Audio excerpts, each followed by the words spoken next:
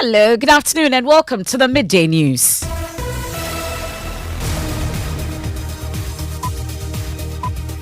The news is live on Joy 99.7 FM here in Accra and Kumasi. We are on Love 99.5 FM. We are on Bedering FM in Bumprugu. We are on Ganga FM in Jirapa. We are on A1 Radio Bogatanga, Castle FM in Cape Coast. Also on Swiss FM in Ho. We are on X Spaces. We are on Facebook. We are on myjoyonline.com. The Midday News is proudly sponsored by Petrol Sol, your clean fuel in full quantity. Petrol Sol is always a delightful experience. Also brought to you by Duraplus Ghana Limited, producers of quality PVC and HDPE pipes and water tank. Where Duraplus goes, water flows. This afternoon, prepare to bear the financial cost of illegal mining as the Public Utilities and Regulatory Commission imposes 1 cedi tariff on every bill to enable the Ghana Water Company treat water destroyed by galamsey activities. Because of galamsey and others, they have to treat the water, go through a process 3 times than what they were. So the cost of chemicals have really gone up for water, and that is the major. So if your bill was 100, you are paying 1 cedi extra to support them. And as the IMF begins first assessment of its 3-year program with Ghana, the PRC says conditions imposed on Ghana to address the energy sector debt is being implemented. But why is industry exempted from the new tariff announced? So we've heard from the AGI that some companies are actually moving their base from Ghana to Cote d'Ivoire or even to Nigeria, where industrial tariffs are lower. Some are also cutting costs. Also this afternoon in politics, second highest decision-making body of the NPP holds a crucial meeting this afternoon for a possible consensus to avoid another election or special delegate elections between Boakye Jako and Adenimo. It's just a matter of prevailing on them to, if one could give in to the other. But it looks like they are all prepared to go the full haul. Otherwise, we are ready. We'll touch base with the election committee on the plan going forward. Also this afternoon, members of TUTAG mount pressure on leadership to strike again over conditions of service.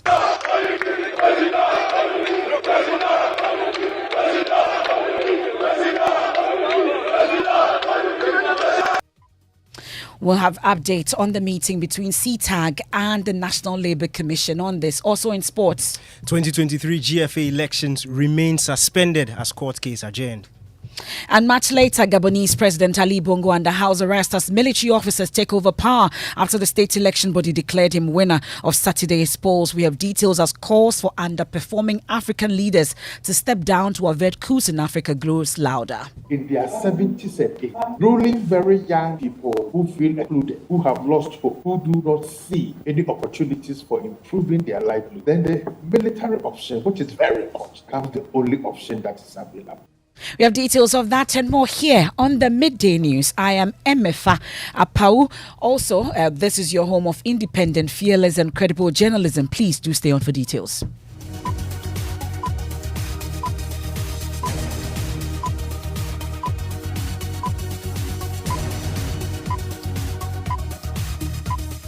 We'll settle for details now and prepare to pay an additional 1 Ghana cedis on every water bill.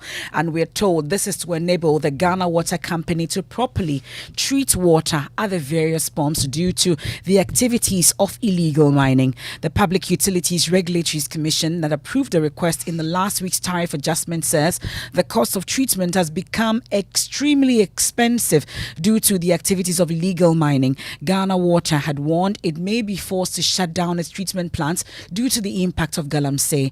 Executive Secretary of the PURC, Dr. Ishmael Aka, says the cost imposed on consumers is to help the Ghana Water Company and keep it running. So for water, I think the major drivers, one is the price of electricity.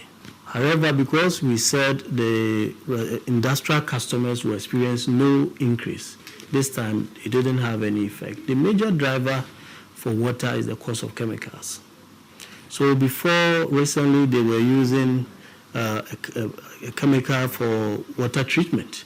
Now what they've moved on to is what we call polymer, which is about 2.5 times more expensive than what they were using previously because of galamsey and others. They have to treat the water, go through a process 3 times than what they were using. So the cost of chemicals have really gone up for water, and that is the major. So if your bill was 100, you are paying 1 cedi extra to support them.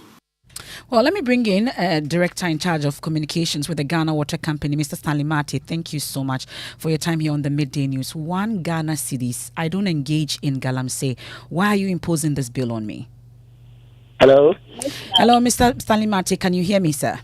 Yes, I can hear you, Emefa. Okay, I'm asking 1 Ghana cedis on every bill. One wonders, we are not engaging in galamsey. Why should we be paying this? Yes, Emefa, you may not be engaging in galamsey, but you have a relative and a friend who is involved in galamsey. Why are you not stopping him from doing it? Because the cost will be distributed to all of us to bear. So it is not about those who are doing it and those who are not doing it. We all have a role to play, and our expectation is that we all will get involved and ensure that everything goes well. Okay, so that at least the cost of production can come down, and then we can also have the time can also come down, and then we can also produce more for people to consume. But up to 1 Ghana cedis on every bill, really, is that not too much, you'd say? Yes, we are producing millions of gallons or millions of cubic meters of water in a day. And we are using the quantities of chemicals that we are using is such that 1 CD can make some significant difference. So let's see how things go. For us, we are committed to serving the people of Ghana very well and effectively. So whatever we have to do to ensure that potable water flows through the system daily for people to consume and in adequate quantities, that is what we will do as an organization. But as a company, at least we've been speaking for those who are going to pay, but as a company, the Ghana Water Company Limited, is the 1 CD imposition enough for you to treat the water that's coming in, which the turbidity levels has fallen that you've been talking about? Okay. So because of the quarterly review of the tariff that the PULC has adopted, we always accept what is given to us. We try to work with it, and we send them our reports. So based on our reports, they are able to tell whether it's enough or it's not. If at the next quarter they realize that it is not enough, they'll do what they have to do. If they realize that it is more than enough, they will reduce it at the next quarter. So it is not like they are just increasing the thing, but they look at the parameters and the economy, and then based on that, they do the adjustments. It looks like the Ghana Water Company and the PULC are not hopeful that we will ever win the fight against illegal mining. Is that the case? We haven't stopped fighting it. We haven't stopped talking to the powers that be. We haven't stopped looking at different avenues and different alternatives at curbing the menace. So until we get the right solution, we'll keep fighting it. And so we haven't relented in that angle at all. We are still working very hard to ensure that menace is ceased. But is it 1 CD you asked for originally, or you asked for more as a water company? Emefa, I wouldn't want to go into the details now. Like I said, we send our reports to the PULC, and based on the parameters they use in the calculations of the tariff, they're able to determine which is adequate. So let's work with it for the next quarter and let's see how it goes. Well, with all the fight, though, there are concerns that at least the government has made a lot of effort in the fight against illegal mining, amongst others. Are we saying that all these did not impact the water in any way? It hasn't improved, you say? Sometimes sometimes there's improvement and sometimes there's not. So the whole situation is like it goes down sometimes, it comes up sometimes. And so, but we need a definite and sustainable solution to the problem so that we curb it once and we need to sustain it forever. So we are still working on it. I wouldn't say that it has failed, okay? But, whilst you are trying to get a stone to hit a bird, the bird is also looking at where to fly to. And I think that is a challenge that we are faced with now. So let's see how things go. We are all fighting. But all we are saying is that let every citizen of Ghana get involved. Okay, media men, we need to put in more effort than you are doing now. The GWCL is doing its part, PULC, Water Resources Commission, government, and we are all doing our part. But let's all keep fighting until we win the fight. We're grateful. That's Stanley Mate, Director in charge of communications at the Ghana Water Company Limited. We'll stay a while longer with the PULC because industry is exempted from the 4% and 1% tariff adjustment for electricity and water due to the threat by owners to relocate the operations to neighboring countries with low tariffs. Dr. Ishmael Aka says the decision was taken to save jobs. Industry pays more than what they should pay so that residential customers at least will have some space to breathe. But this is also affecting the cost of operation of industries. So we've heard from the AGI that some companies are actually moving their base from Ghana to Cote d'Ivoire or even to Nigeria, where industrial tariffs are lower than residential tariffs.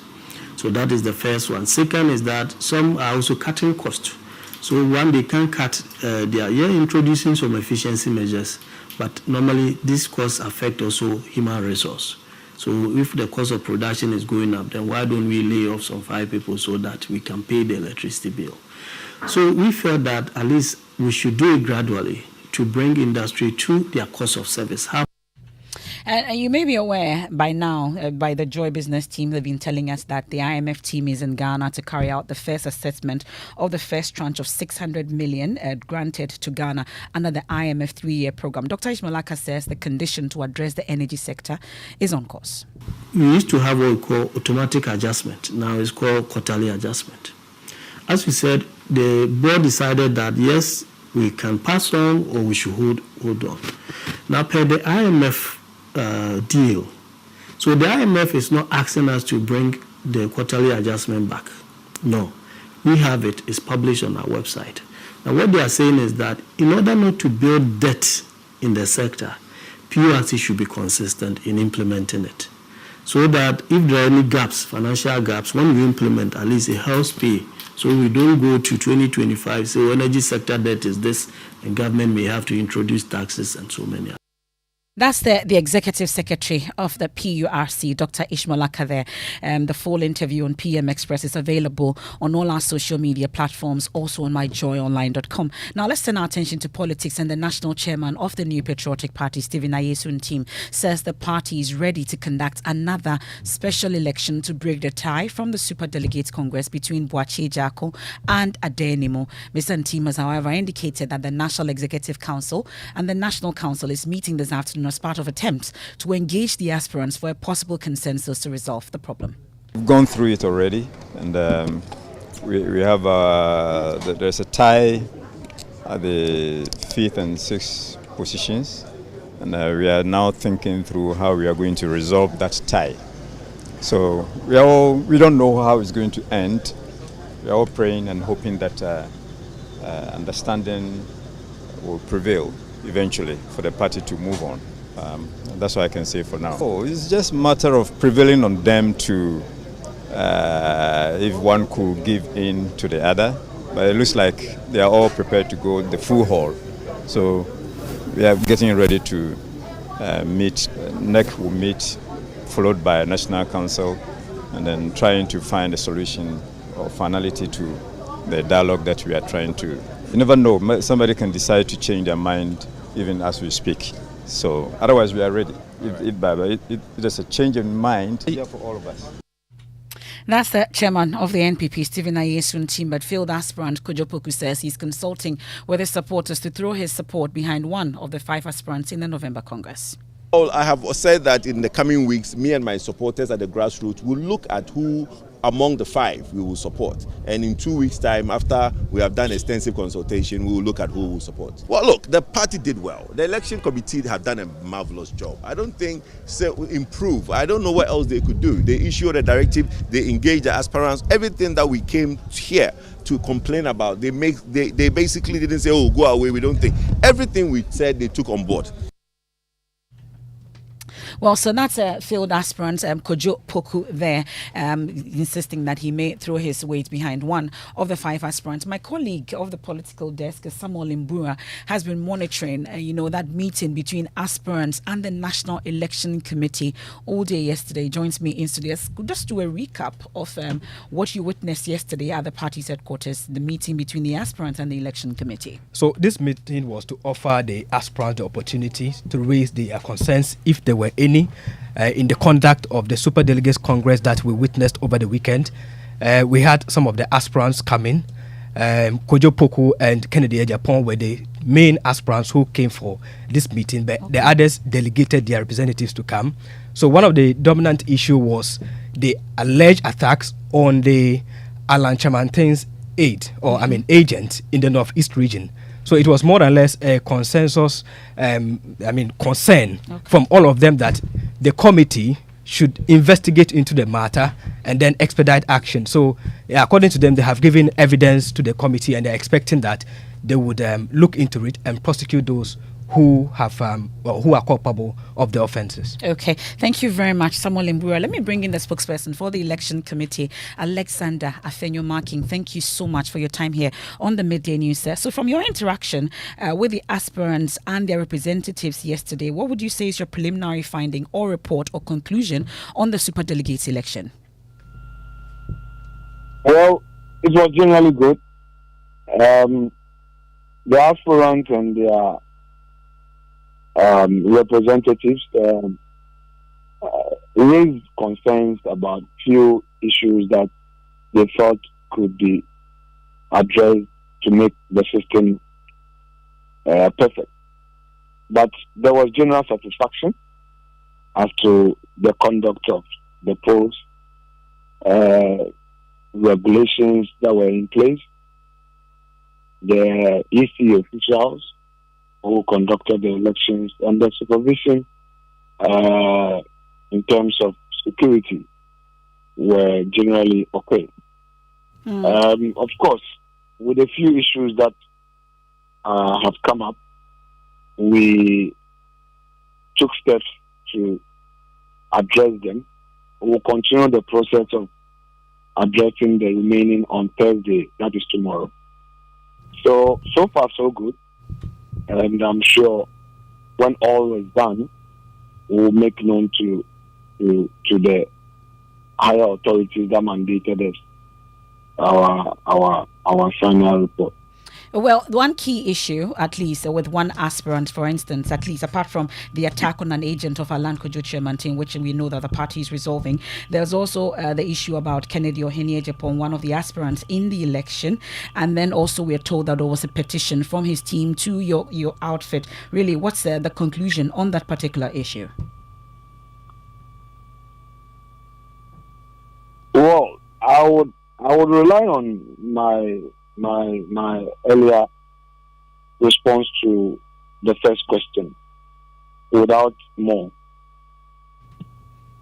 Okay, well, I can understand that, but let's talk about the intended runoff for this Saturday. Will it still come off, or there's a talk between the two sides to know if we will save all of us the trouble of actually going into a runoff on Saturday again?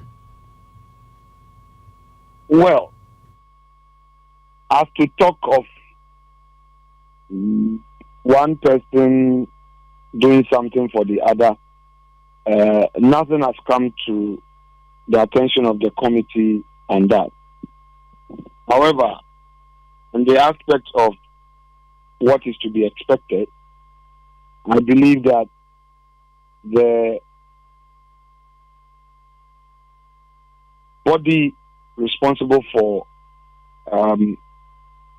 taking such decisions or aiding the party will meet, I believe, this afternoon. And I'm sure that the necessary inputs in taking such a decision will be taken from various organs of the party, and the outcome will be made known. So all 955 delegates will be voting again? I believe that in all of these, the best interest of the party will prevail. Well, we wait for that meeting then. Thank you so much for your time. Alexander Afenyo-Marking is the spokesperson for the election committee, also the deputy majority leader. Now, let's focus on education, and members of the Technical University Teachers Association of Ghana, TUTAG, are mounting pressure on leadership to declare a nationwide strike. They are asking for urgent measures to resolve a tussle over conditions of service in some of the technical universities. Members at the Bolgatanga Technical University are already on strike in demand for implementation of agreed end-of-service benefits. National leaders of TUTAG have scheduled an emergency congress for Friday for a decision to be taken on a collective industrial action. Nanaya Ojima has more in the following report. Last year, following a strike in demand for improved conditions of service, it was resolved that years served under the polytechnics are continued under technical universities. But authorities at the Bolgatanga Technical University have failed to follow the directive, leading to a strike by the teaching staff. President of the Technical University Teachers Association of Ghana, Professor Collins Amayao, is unhappy about the misunderstanding in some universities. According to the law, the service to the technical university is considered as a continuous service. Okay, there was no point the service was truncated. We were not paid off during the conversion. We were not given new appointment letters. It's a continuation from the Polytechnic era to the university era. Initially, after the agreement, some of the universities started implementing. Those who have retired have been paid based on the understanding we all had. Some of the universities trying to give different meaning. Okay, and that is where the problem is. Presently, the Ghana Tertiary Education Commission is seeking interpretation of Section 42(6) of the Act from the Attorney General and Minister of Justice. In a letter cited by Joy News, GTEC noted the retiring staff who served in the Polytechnic era be paid two separate retirement benefits, but TUTAC disagrees. All technical universities will be affected. And we tried to reach this point. We struggle to reach this point, and we cannot sit down to allow some individuals to take us back. Nobody will be held ransom by just a stroke of pen. No. And staying on strikes, members of CTAC who have been striking are currently in a meeting with the National Labour Commission to find an amicable solution to their concerns. We can hear from the president of the Greater Accra branch of CTAC, Fidelis Kamayi. We are very much surprised because there is no law that says that when you're on legal strike, your salary should not be paid. But that notwithstanding, we have resolved that the fight in which we have started will fight till we get to the end of the tunnel. So if it warrants that we look for alternative means to survive, we are going to do. We are looking up to what the outcome of Wednesday's meeting would be. If they're able to implement all the 5 arbitral awards, then council will take a decision as to whether to call it off or to continue. Fidelis Kamayi there represents the Greater Accra branch of CTAC. Taking us on a quick break here on the Midday News, sponsored by Petrosol, your clean fuel in full quantity. Petrosol is always a delightful experience. Also brought to you by Duraplus Ghana Limited, producers of quality PVC and HDPE pipes and water tank. Where Duraplus goes, water flows. And we've been telling you to prepare to bear the financial cost of illegal mining as the Public Utilities and Regulatory Commission imposes 1 cedi tariff on every bill to enable the Ghana Water Company treat water destroyed by galamsey activities. We'll return from the break with sports, and then Gabonese President Ali Bongo under house arrest as military officers take over power after the state election body declared him winner of Saturday's poll. We have details as calls for underperforming African leaders to step down to avert coups in Africa grows louder. In their 70s and 80s, ruling very young people who feel excluded, who have lost hope, who do not see any opportunities for improving their livelihood, then the military option, which is very important, becomes the only option that is available.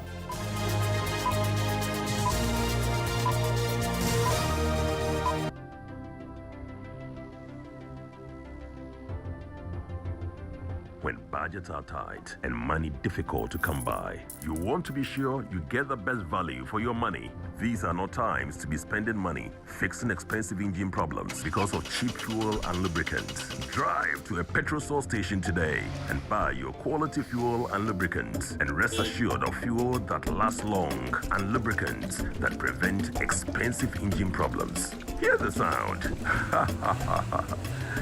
Petrosol. Clean fuel in full quantity.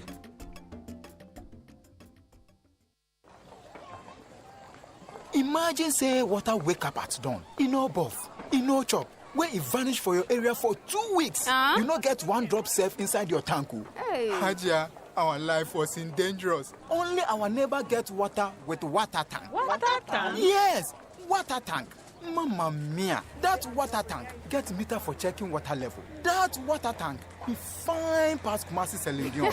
That water tank be tough like Ghana Army. That water tank, they carry water pepe, so say some no go left inside the supply tank. What a tank! That's my boss, Mr. Poncho go talk. Beautiful, durable, with water level indicator and accurate volume of water. Water tank. What a tank! By Duraplast.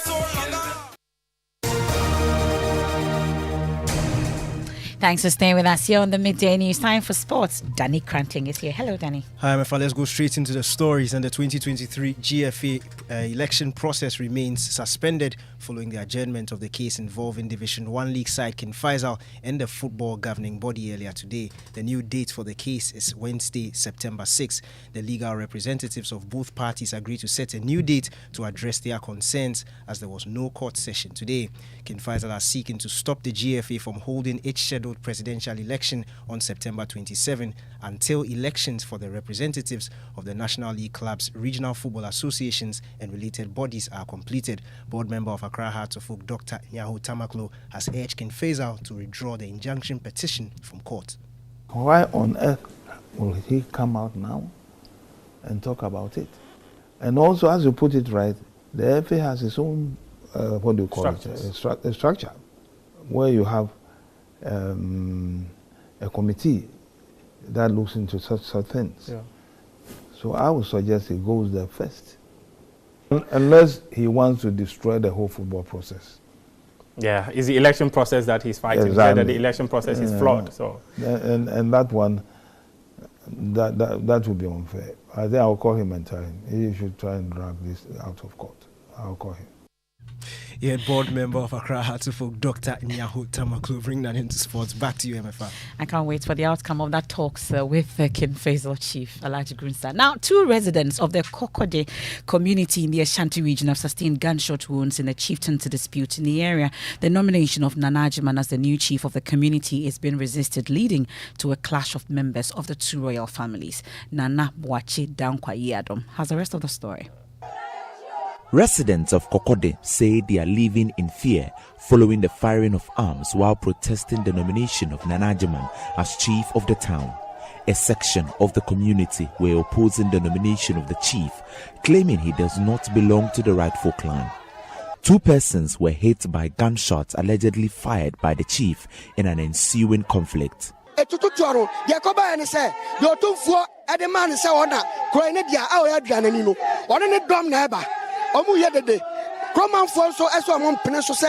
The nominated chief came with a gun. He fired the gun at the beginning. While we tried to take a shot of the action, he pointed the gun at us.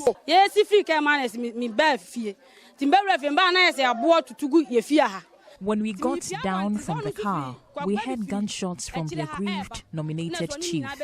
When we came across him, he threatened to shoot us. Openye Kofi Nkrumah witnessed the incident which led to the disturbances in the community.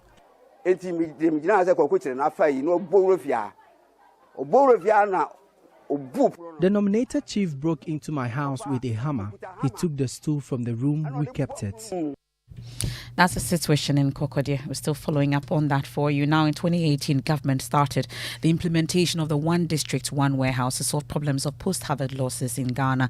While some warehouses have been operationalized, the warehouse in the Kassina Nankana West District in the Upper East region remains closed. Features editor Jojo Kobna has been there. Here's his report. The construction of warehouses under the Infrastructure for Poverty Eradication Program will be a major booster in our efforts to guarantee food security and the transformation of the agricultural sector. Well, behind me is the One District, One Warehouse in the Kassina area. Brilliant idea for farmers to actually farm, and then when they have excess, they bring it here for storage, and then later it's released onto the market. Brilliant idea. But let's go in and find out what it's serving its purpose. The government has not put the warehouse to use, so the security man there has started rearing chicken in the warehouse. One District, One Warehouse is a very coherent policy to help farmers store their harvest and reduce post-harvest losses. It complements the Planting for Food and Jobs program. Of course, the people of Kassina Nankana West were excited about this project because it would help them store excess rice, which usually sells at 3 bags for the price of 2 in times of bumper harvest. I've sold more than about 1,000 bags. The 1,000 bags have gone. I've got only about 100 bags money. Well, farmers like Isaac Pabia looked forward to the completion and operationalization of the warehouse. Well, that's the situation with the one district, one warehouse. Now, the absence of location-specific forecast in daily weather updates has been a concern to many Ghanaians. But the Ghana Meteorological Agency says this is possible with the availability of about 4 radar systems. It's on our climate focus. Mahmoud Mohammed Nuruddin highlights the financial shortfall impeding the operations of GMET. The Ghana Meteorological Agency, GMET, is responsible for monitoring meteorological conditions within the flight information region overseen by the Ghana Civil Aviation Authority. This involves providing regular updates and alerts about impending weather changes. Go to all the airports in Ghana, you have Met stations or Met officers there who provide information. If you sit on aircraft, the information you get when the pilot is speaking to you is how the weather is going to be, what the turbulence you are going to experience. All that information comes from the Met institutions. Well, that's our climate focus. And just before we go, Gabonese President Ali Bongo has been placed under house arrest after senior Gabonese military officers announced today that they've seized power shortly after the state election body declared President Ali Bongo the winner of Saturday's poll. We know that Ali Bongo has held power for 14 years after taking over from his father, Omar Bongo Ondimba, in 2009. Well, we've been hearing from security analysts who say that underperforming African leaders should step down to prevent potential coups on the continent. We have that and more on myjoyonline.com. You can read that for yourself. We have Living Word with Pastor Mensa Otabil up next. I am Emefa. Apawu, as always, many thanks for your company. And let's say no to Galamsey to avoid paying more to the Ghana Water Company Limited.